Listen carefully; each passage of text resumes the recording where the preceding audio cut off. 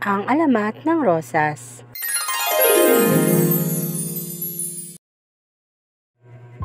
Alam niyo ba kung ano ang alamat ng rosas? Gusto niyo ba ang bulaklak na ito? Para sa karamihan, ang bulaklak ng rosas ay maganda at sumisimbolo ng pag-ibig. Maganda at kaaya-aya, subalit sa kanyang angking kagandahan, mayroon itong mga tinik at kailangang hawakan ng dahan-dahan upang hindi masugatan. Narito ang alamat ng rosas. Noong araw ay may isang magandang dalagang nagngangalang Rosa. Nabalita sa kanyang angking kagandahan, kayumihan at kabaitan. Maraming humahanga sa kanyang kagandahan.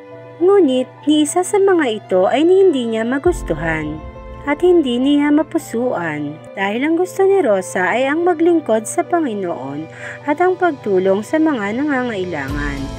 Ngunit si Cristobal ay isang mahigpit niyang mangingibig, ay hindi makapapayag na hindi mapasa kanya ang dalaga, at ito ay nagtangkang agawin si Rosa at dinala ito sa hardin.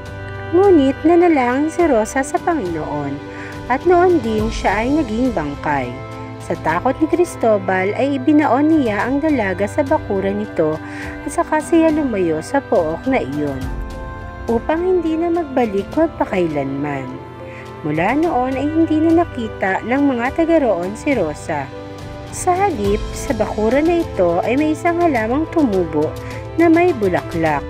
Ngunit paghawak sa tangkay nito ay mapapasigaw ka dahil sa talas ng tinik ng halaman.